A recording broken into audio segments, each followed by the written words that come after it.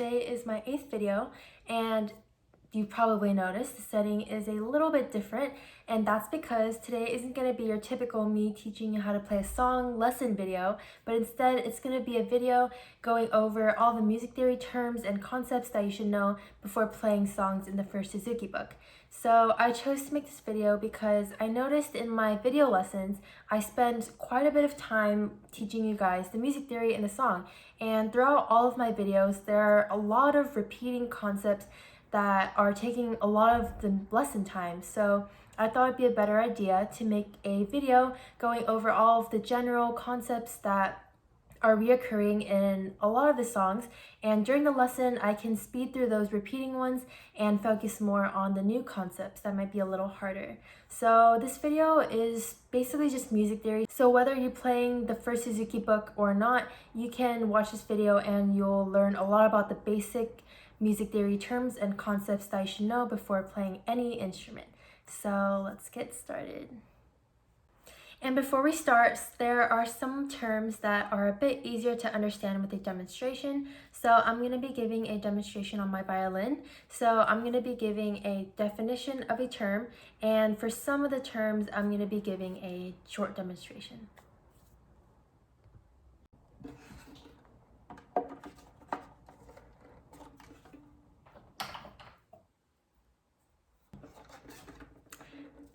Let's get started.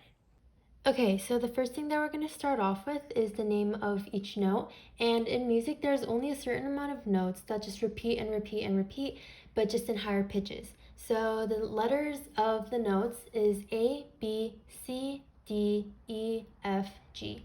And those notes just keep on repeating, but just in higher pitches to make such a large spectrum of different notes that we can play on an instrument. Okay, so if I were to draw the notes, they would look a little like this.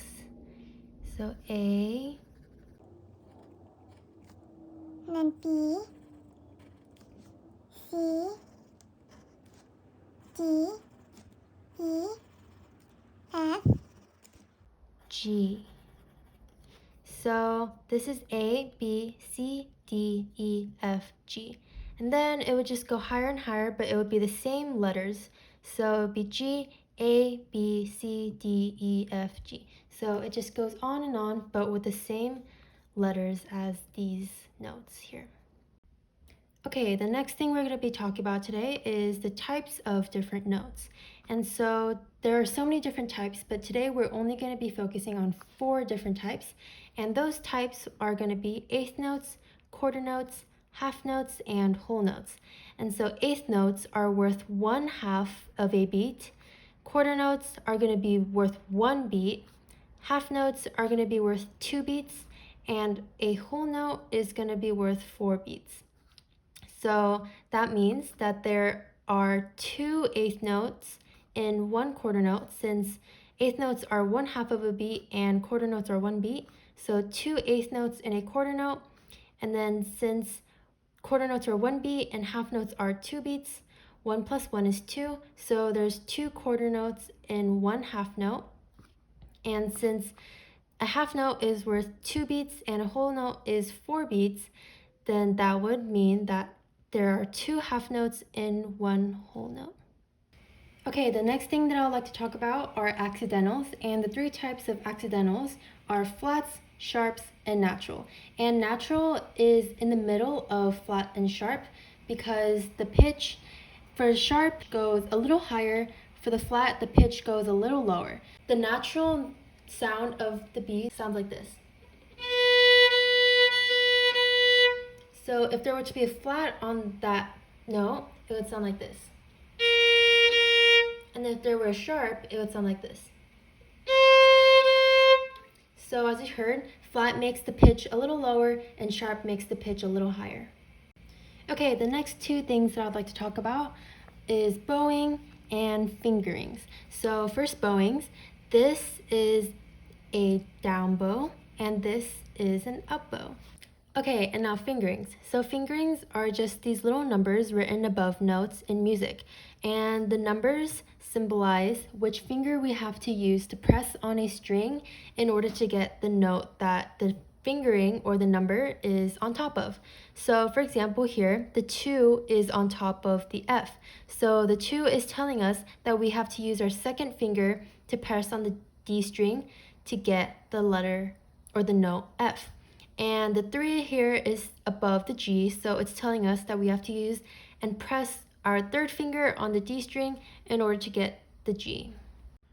Okay, and next I'm going to be talking about slurs, legato signs, and fermata.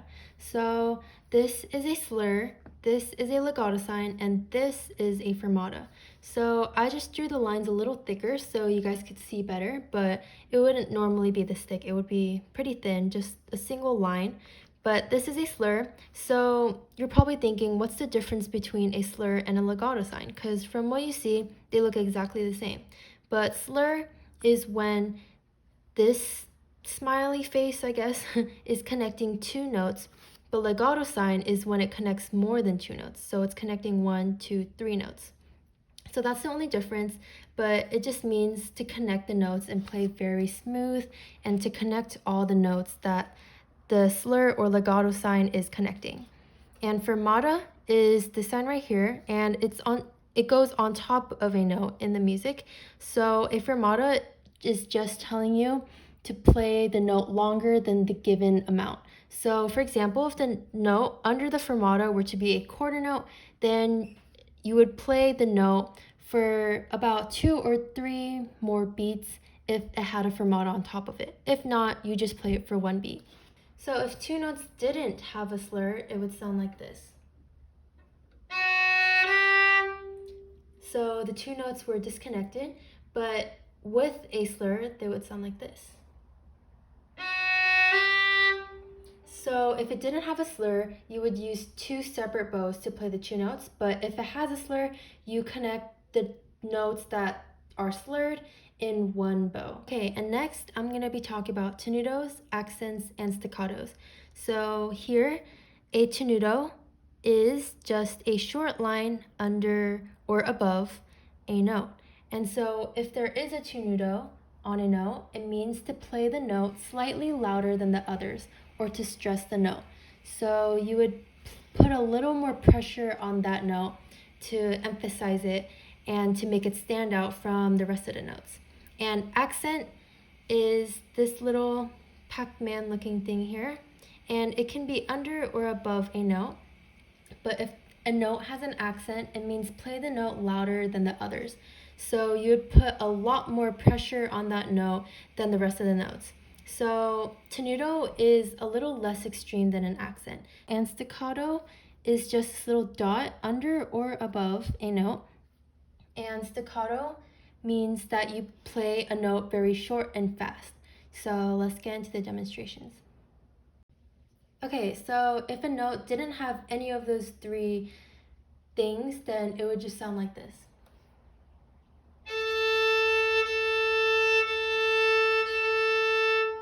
So very smooth and legato, no pressure, nothing.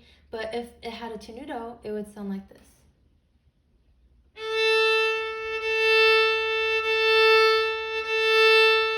So as you heard, there was a whoa, like a little more pressure in the middle of the note. And an accent, it would sound like this.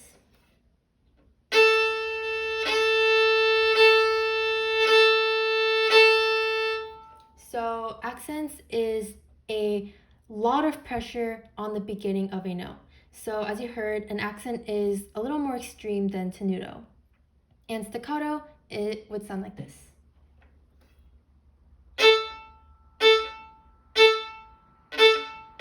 So as you heard, the note was very fast and short. Okay, so we're almost done, so hang in there. And the next things that I'm going to talk about is a tempo and DC al fine. And basically, if in music it says a tempo, it means to return to the original tempo. So for example, if in a song it told you to go faster or slower in a certain section, after that section there would usually be a tempo written in the music, and that would just mean for you to go back to the normal tempo. So the tempo before you had to slow down or speed up. Okay, and now DC al fine. For example, if you see DC al fine, that just means from wherever you are in the piece, you go back to the very beginning and you play through it again until you reach the word fine. Next up is ritardando or RIT. And in music, it always says RIT instead of writing retardando, which is a pretty long word. So they write RIT in music. And retardando basically is telling you to slow down. So from a tempo that you're at, if you see retardando written in the music, it's telling you to slow down. Okay, so the next things we're going to be talking about are dynamics. And these dynamics written over here are in order. So this is called pianissimo, this is called piano, this is called mezzo forte, this is called forte, and this is called fortissimo. And so pianissimo over here means very soft or very quiet. Piano means quiet. Mezzo forte means neutral sound. Forte means loud. And fortissimo means very loud. So if you're trying to apply dynamics into a song you're playing or a note you're playing or a phrase you're playing, you would do so by controlling the amount of pressure you're putting into your bow. So for example, if you're trying to play pianissimo, you would put very little pressure on your bow, so your bow would be really lightly going across the string. However, if you're trying to play fortissimo, which is very loud, you would put a lot of pressure and weight on your bow, so your bow is really, really heavy on the string to make a louder sound. And by mezzo forte or neutral sound, it's not where you're putting less or more pressure, it's just in the middle, or just the weight of your arm and your hand. Okay, so we're almost done, so just hang in for a little more. And now we're going to be talking about crescendo and decrescendo. So crescendo here looks like this, just kind of like a Pac-Man mouth, but just facing this way. And crescendo means to gradually get louder and louder, while decrescendo over here, which looks like this, means to get gradually quieter and quieter. So even the signs are facing opposite directions, so that kind of helps you remember that crescendo and decrescendo mean the opposite thing. Okay, and for the next two things that I'm going to talk about, I'm going to give a short demonstration on my violin because it's much easier to understand with a demonstration rather than just the definition. But for now, I'm just going to go over the simple definitions. So the two things are pizzicato or pizz and arco.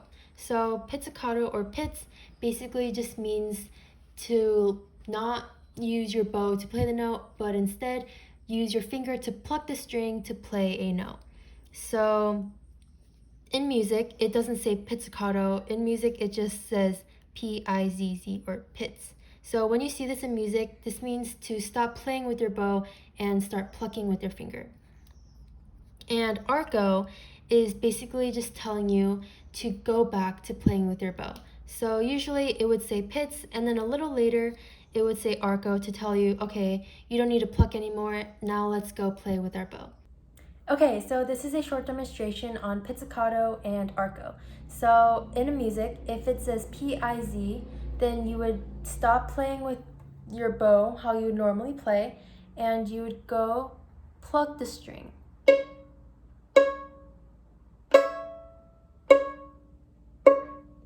So pizzicato is where you just pluck the string to play notes. But then after it says pizz, it usually says arco, and that's just telling you to go back to playing with your bow. Okay, finally, last two concepts, and we're done. Okay, so good job for making it this far into the video, and now we have just two more concepts to learn, which are grace notes and triplets. And grace notes are a little hard to draw, so I got an example from a song, and a grace note is just this little tiny note here that is connected to this big note. And I'm gonna also be giving a demonstration on this because it's a little hard to understand. But for now, just know grace note is just this little tiny note that's super short and a note that you play right before you play this note. So a grace note is just a really short note that you play before playing a different note. So without a grace note, a note would just sound like this. But with a grace note in front of it, it would sound like. So this note, that was the grace note for this note. So again, without the grace note, with the grace note. So grace note is just a really short note, not even a second. It's just like a trill before, one trill before a note. You're finally at the last concept for this video, and that is going to be triplets. So in music, triplets are just written like this, just a little 3 under a group of 3 notes. And a triplet is just telling you that you're gonna have to fit 3 notes into one beat. I wasn't gonna really give a demonstration for triplets, but I thought might as well. So triplets is where you fit 3 notes into one beat. So this is just my metronome. So if this were one beat, then in one beat, I would have to fit 3 notes. So it'd sound like this.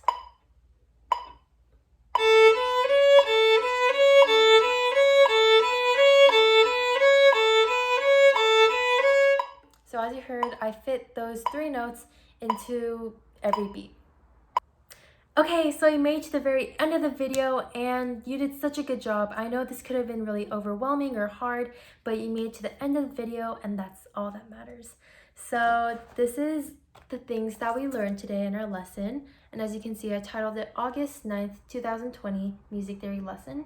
And so this is the full page of things that we learned today. And again, I know it could have been really hard or maybe really easy if you were just watching this to review some concepts, but either way, you did such a good job. And next week, next Sunday, I will be returning to my usual lessons on teaching songs from the first Suzuki book. So if you learned and if you really review these concepts, it'll be a lot easier to understand my music theory that I'm going to be explaining for the songs that I'm going to be teaching from now on. Now the music theory sections of the video lessons will be a lot quicker and we're going to focus more on the new topics instead of spending so much time on the repetitive concepts that come up over and over again in every song. So again, thank you so much for watching and you did such a good job today and I'll see you in my video next week. Bye.